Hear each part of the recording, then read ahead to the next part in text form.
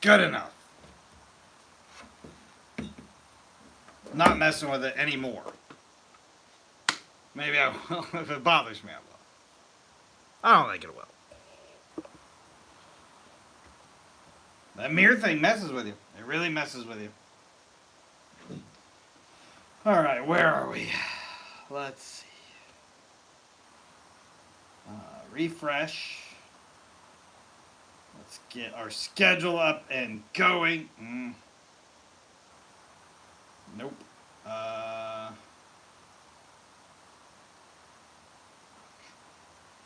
are we? Mistletoe. Alright, we're ready. Hello, welcome to the Old God's Meadery, where I make mead every single week. Every single Saturday, I come out with a brand new batch of mead. Yesterday's, your mistletoe mead, inspired by the Norse god Balder. So I learned a little bit about the Norse god Balder. A lot of fun. This one was a lot of fun. It's not as clear as I want. I usually grade my mead in 3 categories. The way it looks, smell, which it smells awesome, almost like a butterscotch is how I described it, and the taste, obviously, and it's almost like a caramel taste. Some people are saying mistletoe is poisonous. I didn't die. I drank some of it. I didn't die, but it did kill Balder. If you want to know anything about the Norse gods, he's a cool one to research. Good morning. All of my mead comes in one of 4 categories. I'm either doing what I did yesterday, so the Norse Gods and Gods line. That's really been an amazing educational journey. I'm having a lot of fun with that. Or my pop culture series, which has also been a lot of fun. I started that with a very simplistic version of the Skyrim mead. So if you know anything about video games. Also, on the TikTok side, there's a pin post for pop culture. I am making suggestions off of that post. So if anything's inspired you, whether it comes to video games, TV shows, movies, books, whatever it is, put a comment in there. And if I pick yours, I will send you a bottle of the mead when it's all done. And I'll tag you across the process. You'll get credit for it. So that's been a lot of fun. We just made I can't give it away. I'm trying to remember which one it was. The Star Wars mead. So I made a Star Wars mead. It is right here, actually. Let me show you. This is really cool. You're going to love this. And I got really sidetracked. Look at that. Star Wars inspired mead. That's Blackberry Galaxy, as I like to call it. Anyway, I got distracted. Norse gods, pop culture. I'm also doing a 13 colony series, which has been a lot of fun. If that is successful, if people really like it and it starts gaining some traction, I will be doing the rest of the United States as well. But I kicked that off with Virginia and their peanut mead. Peanuts are really prominent in Virginia during the colonization. A big crop there. This tastes like peanut butter. Tastes like peanut butter. It's an adult peanut butter. So amazing. Incredibly easy to do. So you can go back and watch that. Also, good morning, Dennis. Hello. And then my holidays meads, which returns in a couple weeks for the Labor Day mead. So I started that with New Year's. I did Valentine's Day. I did St. Patrick's Day, Easter, Cinco de Mayo, Mother's Day, Father's Day, July 4th, and Labor Day is next. So stay tuned. So those are your 4 mead categories. And it's been an incredible journey so far. I can't wait to show you what's next. Hello, Rogue. This week is 13 Colonies Week, this coming Saturday. I'll put an agenda out. Oh, thank you. I'll put an agenda out later this week. Well, actually, tomorrow. Today, I'm going to kind of recap last week, so if you missed anything, I want to hear all about it. I want you to go back and comment on those videos. It's really amazing. Your actual mistletoe mead. Go back and watch that. And tomorrow, I'll put out an agenda, but I can tell you, it's a 13 Colonies Week. I am going to be making a mead inspired by New York this Saturday, so stay tuned. Should be a lot of fun. Father's Day is not September 1st here in the United States. Maybe I was going too fast. I've named all the holidays that I've already done this year. Labor Day is the next mead that I'm making for the holiday series. And it's going to be awesome. It's going to be awesome. It's going to be a good summer mead. I'm not giving it away. You have to come back and watch. I don't give any of them away. Sometimes I'll put hints throughout the videos throughout the week. Come Cocoa nibs are so amazing. Definitely roast them first. Like put them in the broiler in the oven just for a few minutes. You'll see you'll smell it first, but you'll see a little char. Translates awesome, awesome. I've had a lot of fun with cocoa nibs. Oh, I forgot to mention all of those meads that I just mentioned, and all of them in the future are absolutely free. The recipes are free. The methods are free. All you gotta do is buy your own equipment and ingredients, and you can do this yourself. I don't charge for anything unless you want to buy a t-shirt from Etsy. Or an amazing mead journal if you're really crazy. I sell those on Amazon. You can always subscribe to my TikTok channel. That does help relieve some of the immense cost of the honey. But my recipes and my methods are always going to be 100% free for you. So all you gotta do is watch, follow, and have a good time.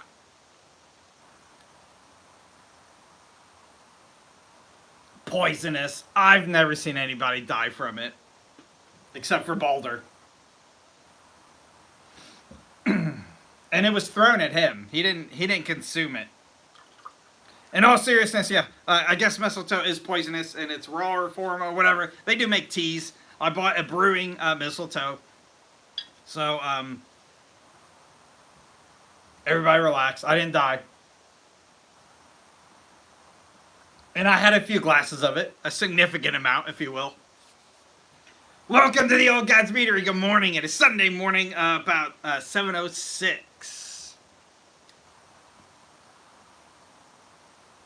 Hey, dude.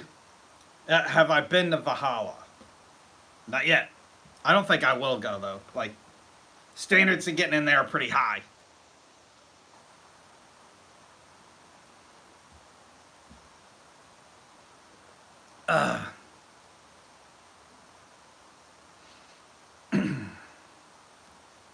Whatever.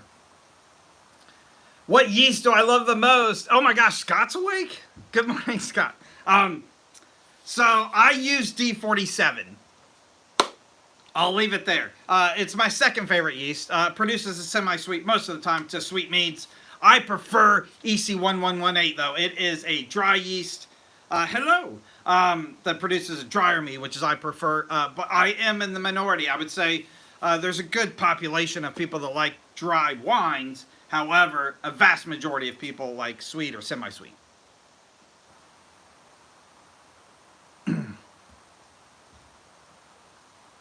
It's mead. I feel like you're setting me up for my little like spiel. Mead is by far the oldest alcoholic beverage in the world, independently discovered by many different countries and cultures, which is why I became so passionate about it. The oldest evidence actually was just uncovered this year. In May, the article came out that my good buddy Scott sent to me in southern Africa over 20,000 years. It was ranged between 20 and 40,000 years ago. Blows your mind. Before that, though, the oldest evidence we'd found was in China about 10,000 years ago. There's also evidence in Central America and, of course, Northern Europe, where the Vikings traded it, made it super famous, and then did it better than everybody else. But it doesn't matter. What that means is, regardless of who you are or where you're from, your ancestors drank mead. And I think that's awesome. And something we have in common.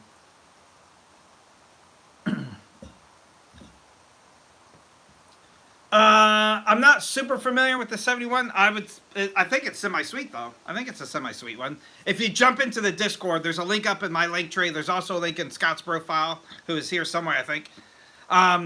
He made an amazing Discord for the mead community. You can go over there. All of that stuff is free as well. There's lots of great mead makers of every skill level. There is a yeast chart that has all the common yeasts on there, including their flavor palettes, their alcohol tolerances, their temperature tolerances. All good stuff in there.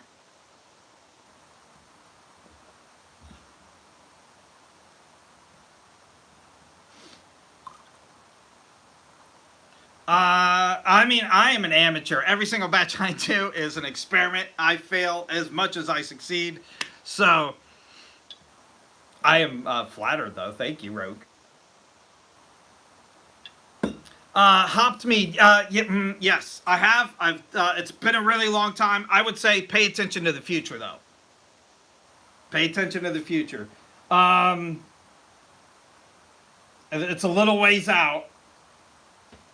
Maybe December, maybe early December. If you're looking for something like that, just saying.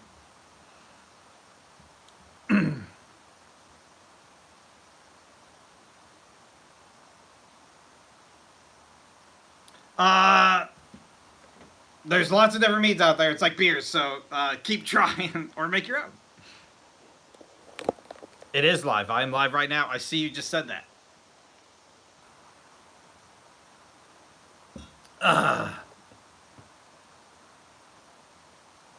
Yeah. Stupid mortal.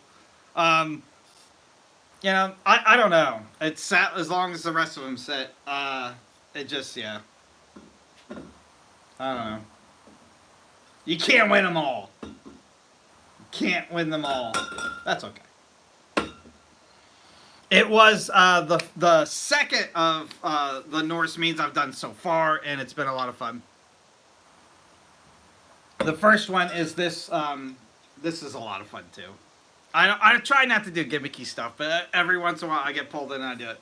This is Freya's mead, the goddess Freya. So Freya's husband is missing. She frequently goes out for him while weeping. Her tears drop as gold. If they fall into the sea, they turn into amber. You may have heard amber is actually referred to as Freya's tears before. I captured it in a bottle and made her a mead. Go back and watch that one. That was a lot of fun, and it's pretty. That's the one that you can like show your friends and be like, I made this. It is very beautiful. Very beautiful. And then I got lots more in the works, obviously, on the way. But this week is the 13 Colonies week. This Saturday, I will show you my New York-inspired mead. I'm not going to give you any hints. You'll have to see Saturday. There may be some hidden in these videos this week. But I'm not going to give you any hints. It's not going to be what you expect, though. I can tell you that.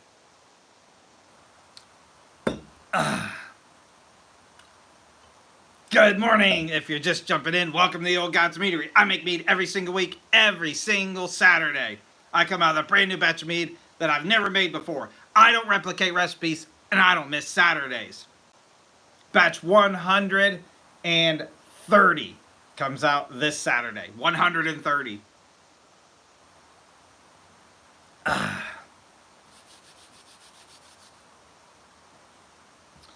Room temperature. Typically, if you watch my videos that come out Saturday, the question was, do I drink it cold or warm? I will rack it, and within minutes of making that video, I actually make the video where I am tasting it as well. And then occasionally I'll put out what I call aged mead videos, where I will try a mead that has been sitting for several months or more, but I haven't done one of those in a while. Do I really drink? That's actually a great question. Not very much. You'll see my Wednesday lives, I like to have a cocktail while we're kind of chit-chatting before. I usually try to get on about 15 minutes, half hour before it starts.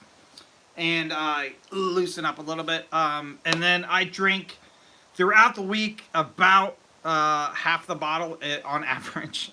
I'm not going to lie. I got a very busy work schedule and also family schedule. I guess that one should come first. Family schedule, so. But I do enjoy making it. I do enjoy the history of it. I have an amazing time learning everything I can about it.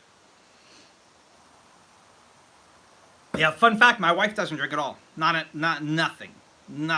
Maybe like once a year she'll have like one of those, like just the girliest crap you can order at like a bar, like a Sex on the Beach or whatever that crap is. It's like sugar.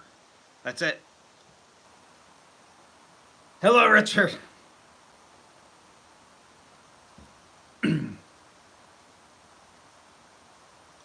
If it's still bubbling, don't touch it. Leave it alone. That's exciting though. You're gonna have a really good alcohol content there.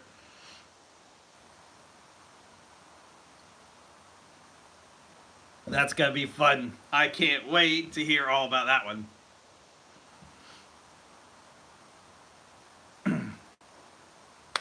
Yeah, on the YouTube side, All the videos are in one place. Go to my playlist and check them all out. Watch them all. 16%. Well, hide your keys from yourself before you start drinking that.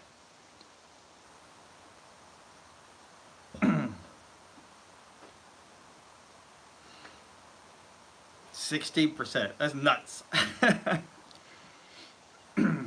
When I was using my older yeast, the EC1118, I would regularly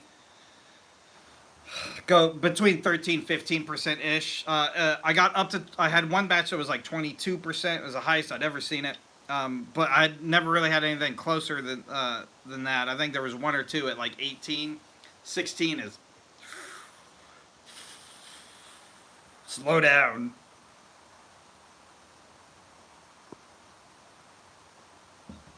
Slow down. That's too much. Should be an awesome day though. I already got a lot done this morning. I've had a lot of fun kind of prepping this week and getting ready to show you what's coming. A stout. All right, you lost me there. You lost me at the stout part.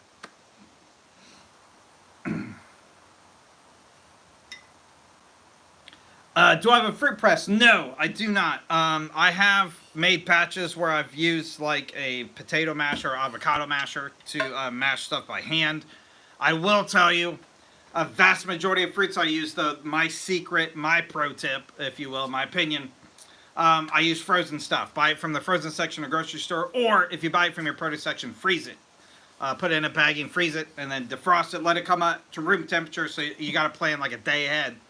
But any fruit, but especially in the berries, so like strawberries, blueberries, any of the berries, the outer membranes of the fruit actually start breaking down. That's why you get that like syrupy stuff in like a strawberry shortcake.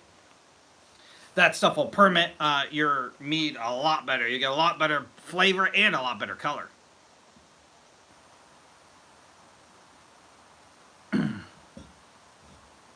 And sizers are always fun. It's getting to that season, so expect to see a lot of sizers from all of the mead community. As fall approaches, apples become prominent everywhere. I can tell you, an apple cider mead, can't beat it. Throw some cinnamon sticks in there, cannot beat it.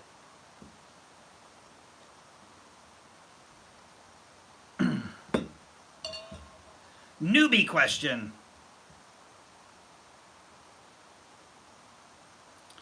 So, my mead recipes are always different. My thing here is I like to show how simplistic mead making can be, and how the sky's the limit. Like, the recipes can be endless. I don't replicate recipes. Once I make something, I never make it again. That's my thing. However, behind the scenes, I've made some few batches of blueberry. That's usually my go-to, my favorite. That, if you want to write it down, 1 gallon water, 3 pounds of honey, 3 pounds of frozen, defrosted, and brought to room temperature blueberries, 2.5 grams of yeast. I used EC1118 in that one, and then 2 grams of yeast nutrient. All in the primary. I didn't back sweeten. I didn't do anything else.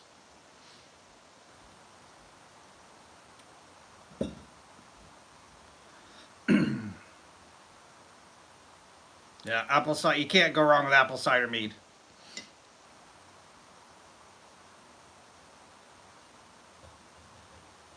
Ha! Scott will be. We're only a few weeks away from that now. We're getting there. I'm not looking forward to that drive, but I'm going, and we're going to have fun. Hope. It'll be a good time. Yeah, if you guys don't know, in a couple weeks, it's September 7th and 8th, I'm going on the road. I'm going to jump up to Michigan to go to the Renaissance Festival with my good buddy Scott, who's a major mentor to me for mead making. And we're going to do some goofy lives and stuff. He's going to drink some pizza mead, I think, live.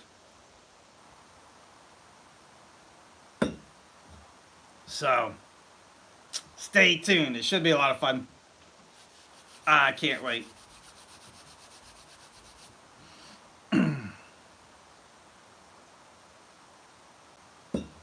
Hello, hello, hello.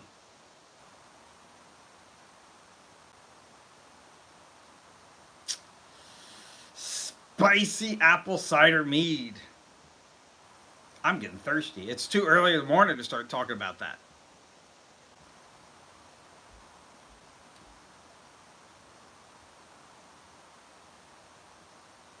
Blackberry.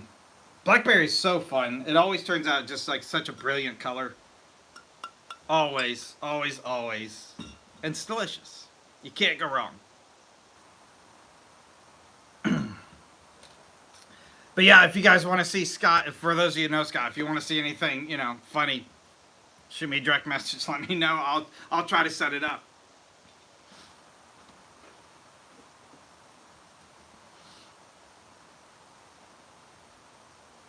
Yeah, I mean, I got introduced to this at a party once many years ago. You just put like a gallon of apple cider in a crock pot, right? You just turn it to warm. You dump in, like, I don't know how much it was, a bottle or so of Captain Morgan. Throw in a couple cinnamon sticks so it looks pretty on the top. And you walk away. You just walk away. You let people enjoy their party with a ladle. I mean, you'll be the star of the party. So, look how easy that is to put together. You can't go wrong. You'll be the life of the party. Just get a crock pot.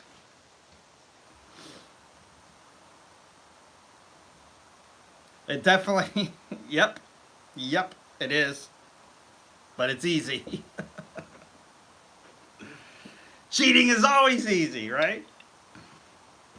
Well, not in the spouse standpoint. That's stupid and hard, but I digress. Good morning, welcome to the Old God's Meadery, where I get sidetracked often.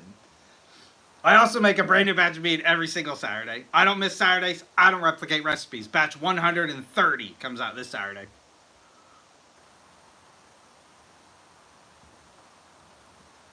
Full Moon Shiner. Ooh. Ooh. Everclear.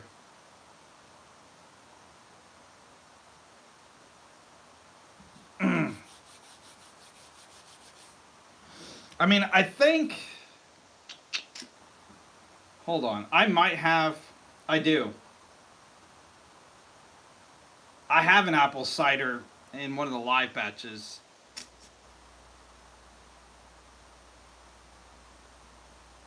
I just don't, I don't know where it is. It's bottled already, I think. I don't know. That's what happens when you make this much mead.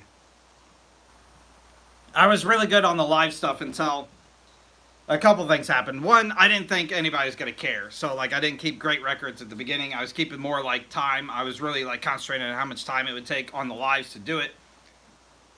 And then, like, I got really organized, and I went crazy. And then I was like, I didn't account for the time length in between batches. So the time period in between ended up being way too long. So I just more recently I did several weeks where I bottled mead in weeks in a row. Now I'm in a better cycle now, but I still have to kind of sit down and organize all that.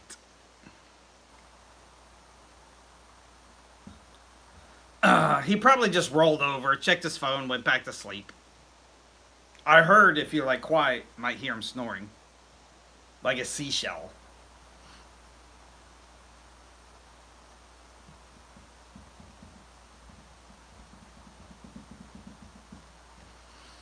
Dried, you say dried cranberries?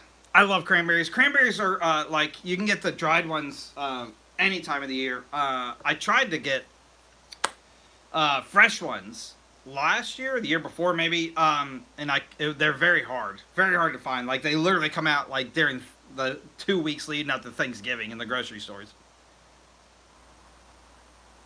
And then they're impossible to find again.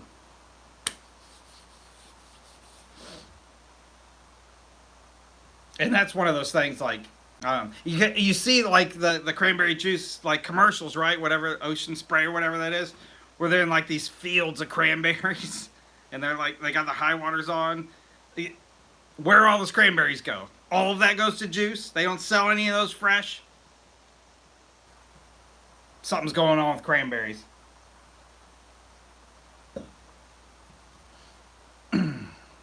Just saying.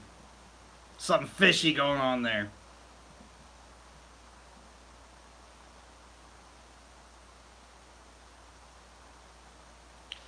Yeah, basically, yes. You have to make it a year in advance if you want to do fresh cranberries. But like I've had such tremendous success this year with some dried stuff. The elderberry being the best one.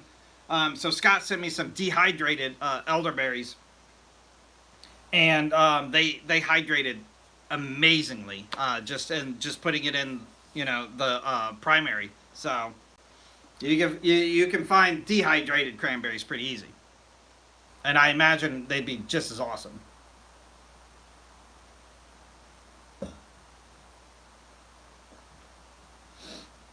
But who knows? Maybe come back this Thanksgiving and see what I did, because there is a Thanksgiving batch in the works. It's actually going to be a lot of fun. You guys know that I've been rotating these categories. I had a lot of fun. Like Scotland, I did 3 weeks in a row. Scotland earlier in the year, I did 3 weeks in a row. USA, I was switching over to the schedules. There is another conjunction later this year where 3 weeks in a row line up, and for one of my awesome categories, and I can't wait. I'm not going to give you any hints, but that was a big hit.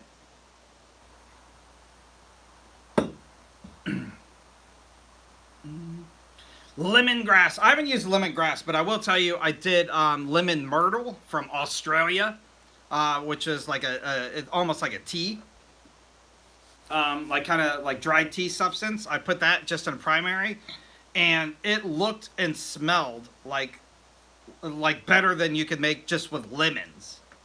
So you want to try that? You can buy that stuff on Amazon. Lemon myrtle from Australia.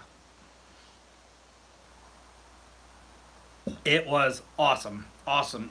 My first reaction to it almost smelled like, it smelled so much like lemon. It was like, did I put like Clorox or whatever that cleaning stuff is in here by mistake? So I had to taste it. And it tastes like lemon as well. Mm-hmm. Yeah, blood oranges are awesome, but yeah, they're seasonal too. I think early spring for those. It's sometime earlier in the year. Like, I think you've already missed it this year.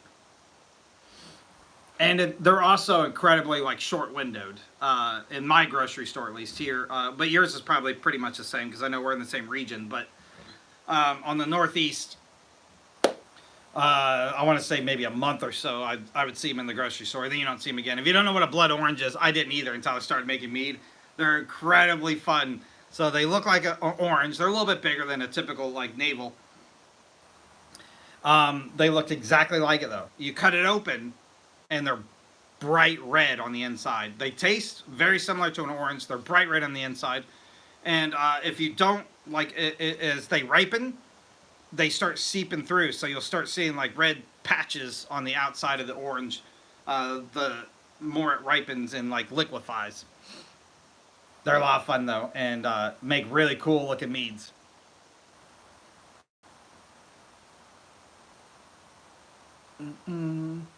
I don't back sweeten my patches on camera for one major reason. My main mission here is to show the simplicity of mead making. So I like to do everything in one shot. So all of my videos are like in 3 portions, 3 parts. I put everything into my fermenting bucket. I seal it, and then I let it ferment. I don't touch it. I don't stir it. I don't add anything like outside of the ingredients. No chemicals, no additives, no clarifiers, nothing. Nothing. I just let it sit. And then I rack it as my step 2, which I do on video. Again, nothing added to it. I don't cold crash. There's no methods or, like I said, additives, chemicals that I use to it. I just use time. And then step 3, I bottle it and taste it. So that's all I do. I never back sweeten. I don't use hydrometers. I don't add chemicals. Nothing.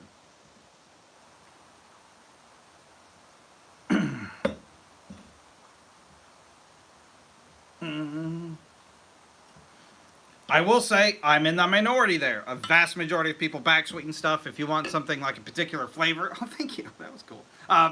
If you want a particular flavor, you should back sweeten, especially if you're making it for a large group of people. If you want to know the alcohol content, which I think a vast majority of people do, you have to use a hydrometer. I find that step of the process incredibly tedious. I also don't care because I make so many batches. I learned early on my embarrassing social media career that like you can't look backwards. Like stuff gets buried so fast. I don't care what the alcohol content was. Since I don't replicate recipes, I don't reference anything either. Are we like in the AA for mead making? I said I'm in the minority. I know a vast majority of people back sweeten. I also back sweeten some of my stuff that I make personally. I don't really make a lot personally nowadays, but if I was making something like specific or a request from my friends or family, I would definitely try to make the best version of that I could.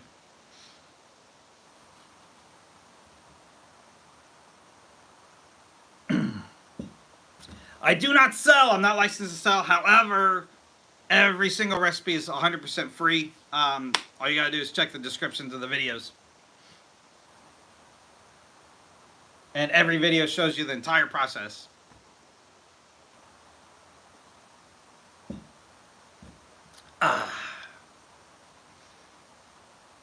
Hopefully, you know, this leads to opening a meadery one day, and yeah, then I'll sell. But as of right now, not licensed to. Best I can do is show you how to do it.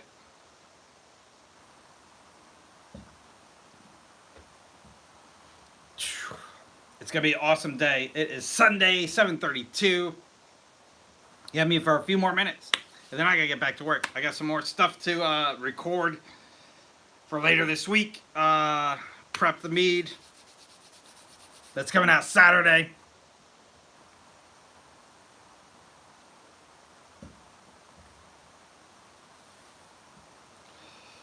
My subscription video is freezing? I don't think so.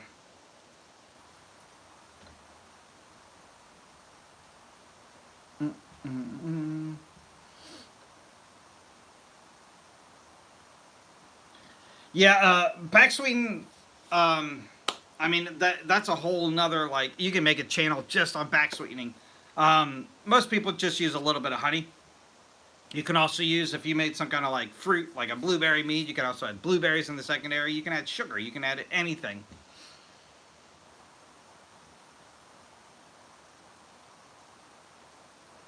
Don't let anybody tell you what to do. Have fun, make mead, and enjoy it.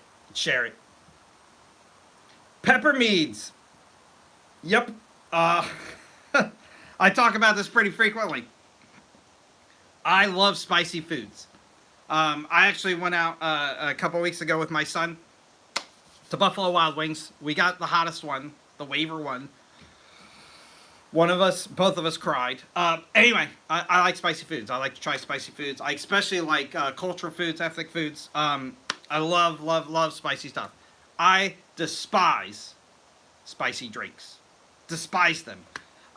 There's something about a drink to my brain that should be refreshing.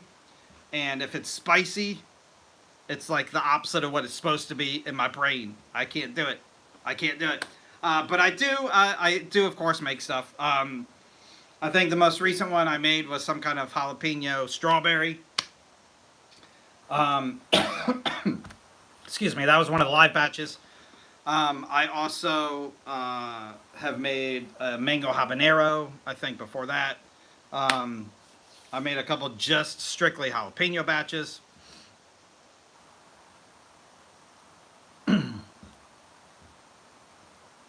Your first attempt, it's going to be amazing. What fruit? October, I think it's probably ready now. Should be ready.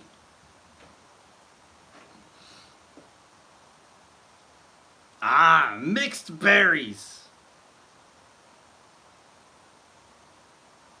Mixed berries are fun, especially like if you ever take my advice and use frozen fruits. This is another fun pro tip that I learned. If you go to your local grocery store, there's always like in the pie frozen section, there's always frozen fruits. There's always a mixed berry, and those vary per store what berries are in. If you go to like a couple different chains or a Walmart or a Target, they all have a mixed berry, and they're all different fruits.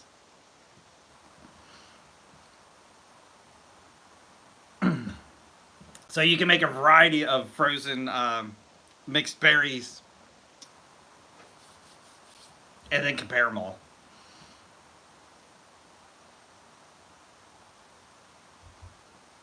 Yeah, I did. I did a peach mead once, very long time ago, where I added in some like peach juice too to back sweeten it.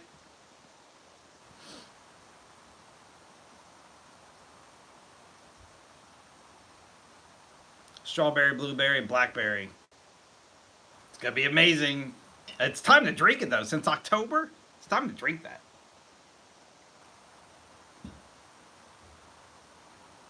Ooh, a pina colada. What was it? Was what? Probably pineapple and what?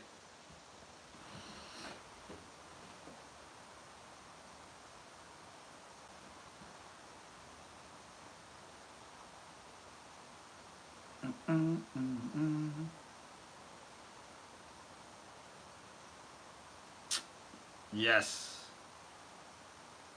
Pineapple and mango. Yep. Yep, that's good. That would make an amazing mead. That'd make an amazing mead.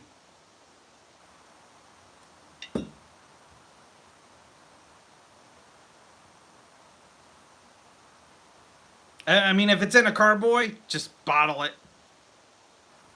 Be very careful if you move it. You don't want to kick up that stuff at the bottom.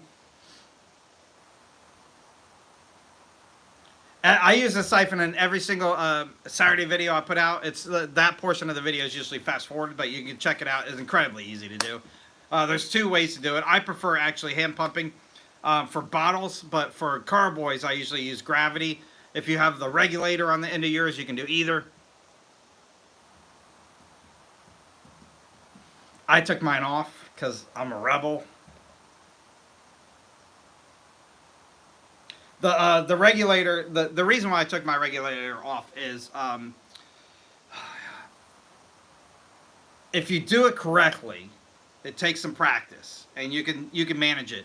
If you're really impatient and you like to do things fast like me, if you're siphoning something over and you're using gravity, that regulator works perfectly.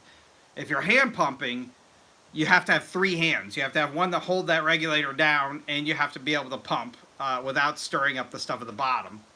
So for that reason, I took my regulator off.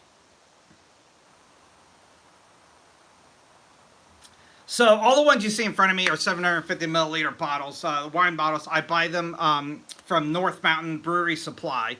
You can get them relatively cheap there. They're like $2 a bottle-ish if you look for them on their website and on Amazon because they sell there too. Usually one or the other's on sale. Or I know some really cool creators that just hit like thrift stores and buy like really cool like antique-looking bottles. So that's always an option. If you want to just drink stuff and reuse stuff, you can get these with flip tops, the rubber flip tops. I think I have. Give me 1 second. I have a whiskey one.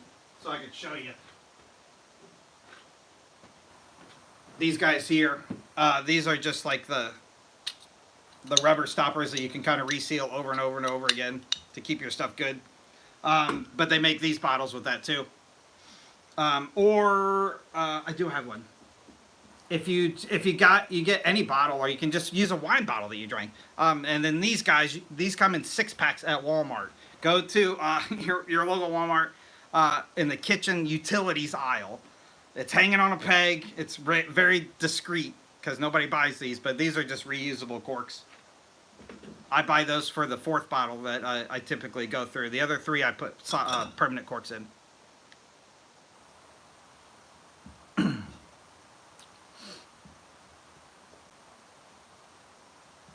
Yeah, the floor corker. You can get a floor corker. They're amazing. They're easy to use. This is just a double lever corker. They're way cheaper. Way cheaper. if you want to cork stuff.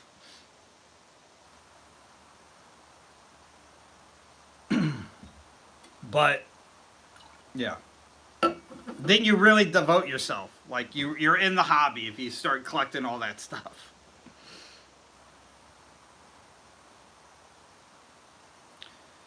So yeah, I mean they create bottle bombs. So basically, yeast yeast stops fermenting when one of two things happen. It either eats all of the sugars, consumes all the sugars that it can. That's unlikely scenario. Usually that's not the case. Or your mead hits the alcohol tolerance. So the yeast has an alcohol tolerance, and let's just say it's 10% for this example. So your mead will get to 10% alcohol, and the yeast will not be able to reproduce anymore because of the environment of the alcohol. If anything changes that, anything at all, so the temperature will change the volume very slightly. If you add in anything, like if you add in fruits for in the secondary, for example, that actually lowers your alcohol content because the volume raises without raising the lower alcohol. So you see what I'm saying? So that can kick the yeast back up and go, hey, there's more sugars to eat now, and I'm below my alcohol tolerance, so I can start eating again and reproducing. Or you don't wait for it to finish fermenting, so it's still in the fermentation process. That can happen even in a clear state because you have yeast dissolved into the mead. So when you transfer to secondary, always keep an airlock on it, just in case, because you never know the state just by looking. You can use a hydrometer and check the alcohol there. That will give you a definitive answer if you do it a few days in a row. Yeah.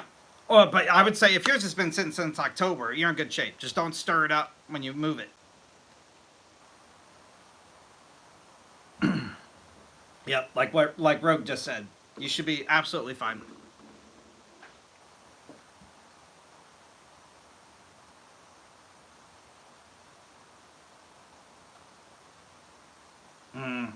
How romantic.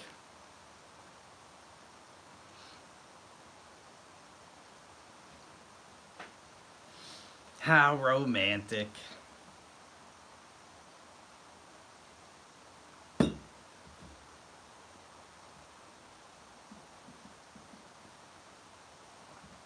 Yeah, like I said, my wife doesn't drink. I can't be romantic. Only to you guys. That's it.